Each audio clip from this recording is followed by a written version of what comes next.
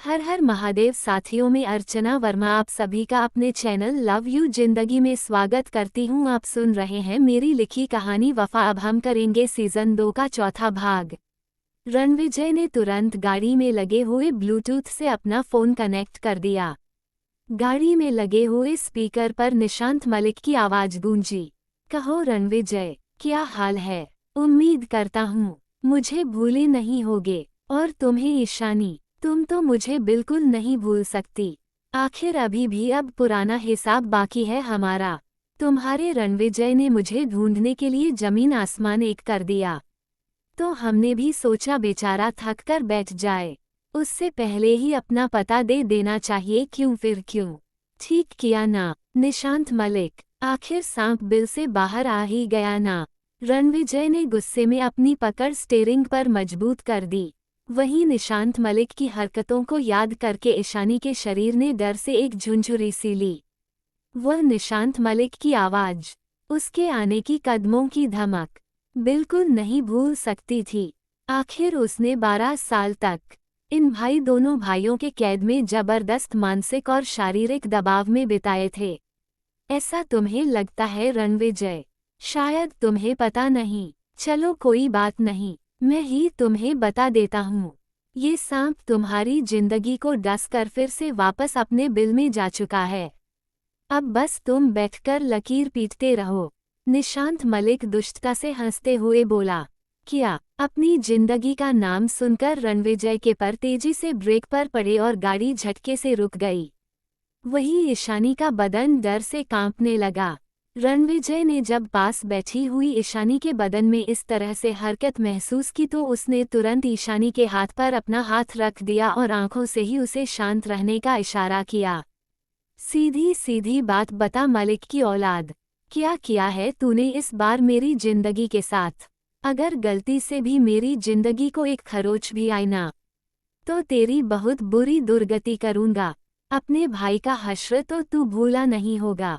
उसकी लाश भी मैंने दाह संस्कार के लायक भी नहीं छोड़ी थी, और तेरी लाश का तो पता भी नहीं चलेगा। जल्दी से बता, रणविजय ने गुस्से में कहा। जब सब कुछ मैं ही बता दूंगा तो तुम क्या करोगे? एक तरफ तेरी जिंदगी है तो दूसरी तरफ तेरी माँ, जिसने जन्म भले ही मुझे दिया हो, पर बेटा तुझे मानती है। आखिर उसे भी उसके इस मुंह बोले रिश्ते का इनाम तो मुझे देना ही था ना। तेरी जिंदगी से जुड़ी हुई हर चीज बर्बाद करके रखने का वादा किया है मैंने अपने भाई से, लेकिन तुझे आखिरी मौका देता हूँ, जिसे चाहे बचा ले। और हाँ, एक बात तो बताना मैं तुझे भूल ही गया था। जिस शिवम की शादी तू इतनी धूमधाम से करने के लिए दिल्ली से हरियाणा गया है ना, दरअसल वह तेरी जिंदगी का आशिक है। तेरी जिंदगी अभी तक जिंदा है सिर्फ उसी की वजह से, वरना वह कब का मर चुकी रहती। बेचारा बेचारा अपने टूटे हुए दिल के साथ ही शादी का सेहरा बांधे हुए स्टेज पर खड़ा है। कितना अच्छा होगा जब ये सेहरा उसका कफन बन जाएगा तो। निशांत मलिक राक्षसों जैसी हंसी हंसते हुए बोला। अगर मेरे बच्चों के साथ तुमने कोई भी खेल खेलने का सोचा तो मैं तुझे जिंदा जमीन में गाड़ दूंगा मलिक। रणविजय गुस्से में चिल्लाया। पहले अपनी बेटी के टूटे हुए दिल को संभाल ले, वरना मेरी अगली चोट तेरी बेटी को तोड़ कर रख देगी। बिना उसे छुए मैं लाश बनाकर रख दूंगा, तो फिर तू बैठकर मातम मनाते रहना अपनी बेटी की जिंदा लाश पर। निशांत मलिक ने एक एक शब्द चबाते हुए बेहद नफरत के साथ कहा। निशांत मलिक, अगर मेरे बच्चों को कुछ हुआ ना, तो फिर मैं तुझे पाताल से भी ढूंढकर ऐसी मौत दूंगा जिसको देखकर मौत का कलेजा भी कांप पर जाएगा। रणविजय ने गुस्से में चिल्लाते हुए कहा।